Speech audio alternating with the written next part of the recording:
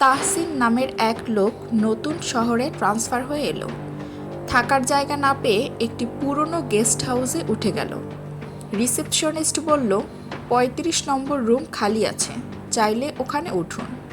তবে একটা কথা, রাত ১২টার পর দরজা খুলবেন না। তাহসিন হেসে বলল, ভৌতিক হোটেল নাকি? লোকটার মুখ গম্ভীর, কিছু বলল না। প্রথম রাতেই তাহসিন ভালোই ঘুমালো। দ্বিতীয় রাতে ঠিক ১২টা বাজতেই দরজায় টোকা। সে ভয় না পেয়ে জিজ্ঞেস করল, কে? কোনো উত্তর নেই, শুধু একটা ফিসফিস আওয়াজ, আমি ফিরে এসেছি। তাহসিন সাহস করে দরজার নিচ দিয়ে চোখ রাখল। দেখল কেউ নেই। পরদিন রিসিপশনে গিয়ে বলল, এইসব নাটক করেন কেন আপনারা? লোকটা এবার ধীরে বলল, আমরা কিছুই করিনি।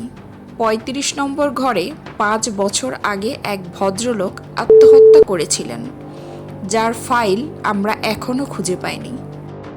তাহসিন থমকে গেল। সে বলল, আচ্ছা, ওনার নামটা কি ছিল?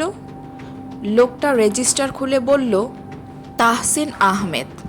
তাহসিনের কপালে তখন বিন্দু বিন্দু ঘাম। সে তখন দরজার আয়নায় তাকিয়ে দেখল, পেছনে কেউ একজন দাঁড়িয়ে আছে, আর আয়নায় তার নিজের প্রতিবিম্বটাই নেই।